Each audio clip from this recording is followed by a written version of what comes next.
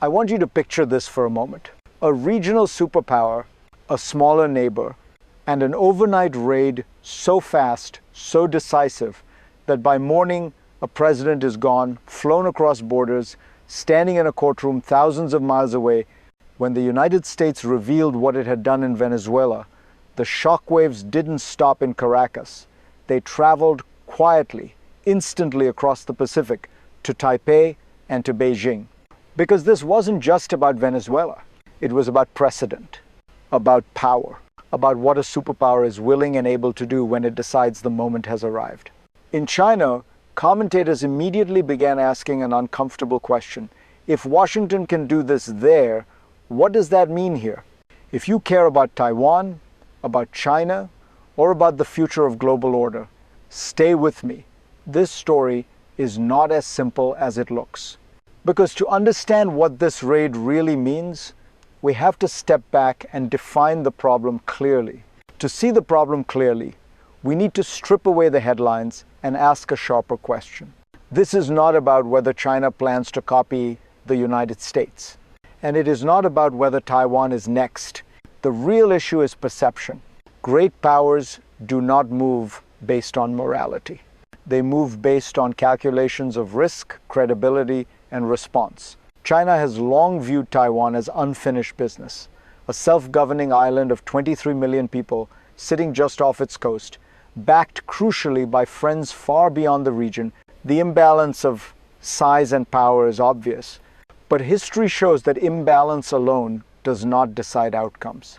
What matters is deterrence, and deterrence is not a speech. It is not a resolution.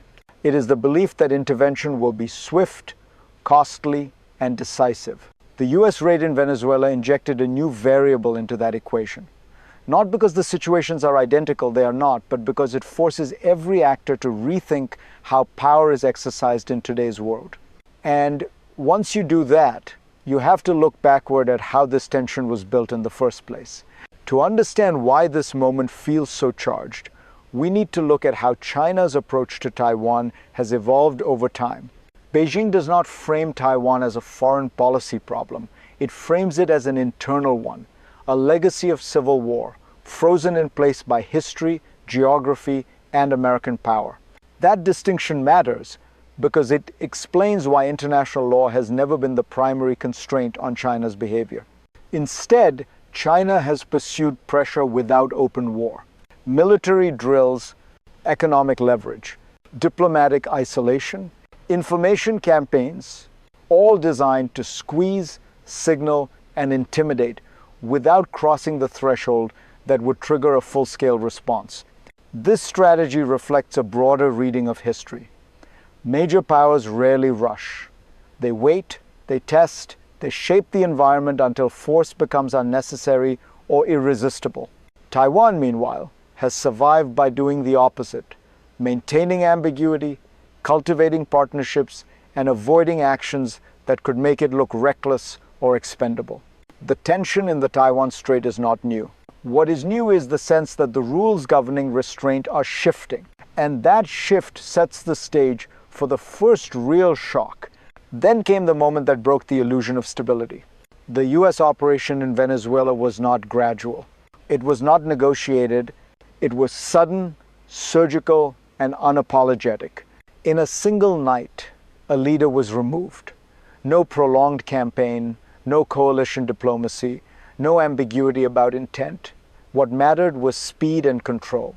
For observers in Beijing, this was not a moral question. It was a technical one, a demonstration of capability, a reminder of how a modern superpower conducts a decapitation strike when it believes the costs are manageable.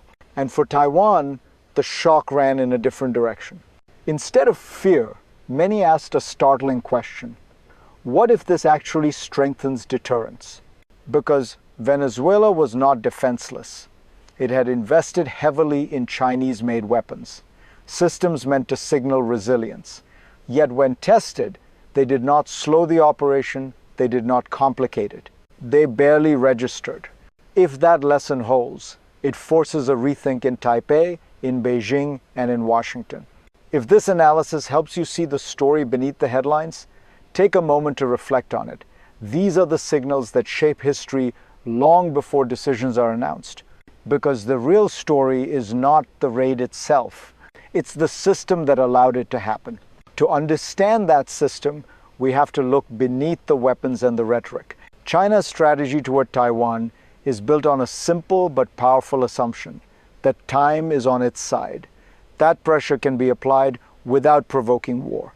That deterrence works both ways. The United States complicates that logic because American power is not just about size, it is about integration. Intelligence, logistics, speed, and command. The ability to act before opponents fully process what is happening. The Venezuela raid exposed that mechanism in real time. Not brute force, but coordination. Not attrition, but precision. A reminder that modern conflict is decided in hours, not months. For Beijing, this creates a dilemma. Testing American resolve risks revealing uncomfortable truths, especially if Chinese defense systems are exposed under pressure. Not testing it, however, leaves uncertainty in place. And uncertainty is dangerous because it breeds miscalculation. It invites overconfidence, and it turns exercises into rehearsals. This is why the most important battles often happen in planners' minds long before troops move. And just as this strategic tension was tightening, another shock followed, one that raised the stakes even higher. As the dust settled, the message did not fade, it intensified. China's military drills around Taiwan, staged soon after, were not routine. They were dense, fast, and deliberately visible. Warships, aircraft, missiles, all choreographed to demonstrate one thing: the ability to isolate the island, to block help from the outside, to control the tempo. This was not panic. It was signaling. At the same time, U.S. defense officials quietly reiterated a chilling assessment. The People's Liberation Army is moving toward its 2027 goal, the ability to achieve a strategic, decisive victory over Taiwan. Advances in artificial intelligence, biotechnology, and hypersonic weapons are accelerating that timeline. Two forces now collide. On one side, China's growing confidence in its capabilities. On the other, America's demonstrated willingness to strike fast and decisively. This is the danger zone of history. When power shifts, but clarity does not. Every drill becomes a message. Every silence becomes ambiguous. Every assumption becomes risky. And while strategists debate timelines and scenarios, there is one group that does not have the luxury of abstraction. The people who live on the island itself. If you live in Taiwan, this is not a theory. It is the background noise of daily life. You go to work, you raise children, you vote, and hovering above it all is the knowledge that your future is being discussed in war rooms you will never enter. For you, deterrence is not an academic term.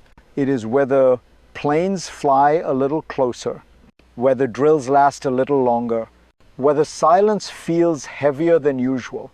Some voices in Taiwan looked at Venezuela and drew a hard lesson. Legitimacy matters. Popular support matters. Unity matters. Because countries that appear divided, isolated, or troublesome are easier to abandon. The fear is not invasion tomorrow. The fear is misreading the room, becoming expendable, becoming a footnote. That is why the language of not becoming another Venezuela resonated so deeply. It wasn't submissive. It was pragmatic, a reminder that survival in a system of great powers requires discipline as much as courage. If you're still watching, ask yourself this. Deterrence isn't just built by armies. It's built by societies that understand the stakes. And the stakes, increasingly, are global. What happens in the Taiwan Strait never stays there. Because Taiwan is not just an island. It is a node in global supply chains, a node in alliance systems, a node in the fragile balance between power blocks. That is why reactions to the Venezuela raid echoed far beyond Asia. In Europe, leaders hesitated. Condemnation was muted. Principles were spoken softly, if at all. And that silence was heard clearly in Beijing and Moscow. China's response was sharp in language but cautious in action, condemning the United States for violating international law, while simultaneously reinforcing a core belief that rules matter less than leverage. This is the systemic shift now underway. A world where norms still exist but only when backed by force, where legality follows capability, where credibility is demonstrated, not declared. For countries watching from the sidelines, the lesson is unsettling. Protection is no longer guaranteed by alignment alone. It is earned through relevance, stability, and strategic value. And as this logic hardens, the future stops being linear. It branches into possibilities that depend not on intentions but on moments. When systems reach this point, the future no longer moves in a straight line.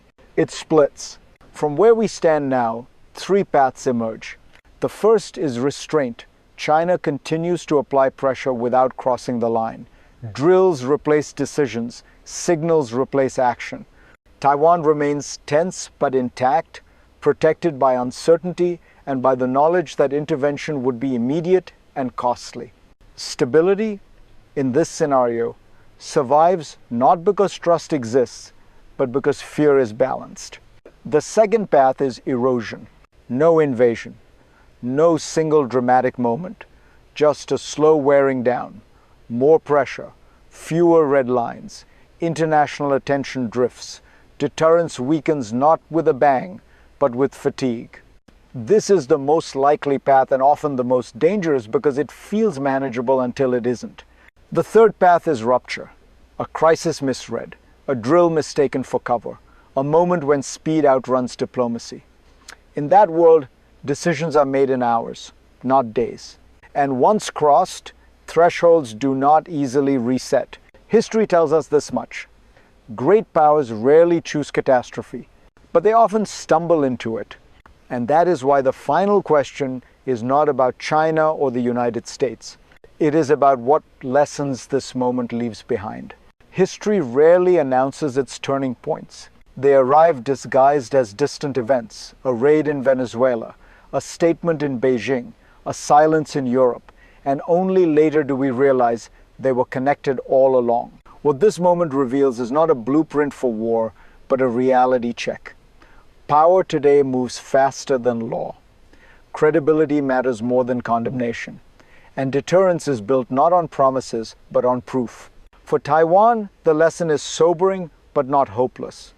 Survival in a world like this demands unity, legitimacy, and strategic clarity. Not provocation, not passivity, but discipline. For China, the message is equally stark. Testing American power is no longer theoretical. It carries risks that cannot be modeled away. And for the rest of us, watching from afar, this is the uncomfortable truth. The rules-based order has not vanished, but it is no longer self-enforcing.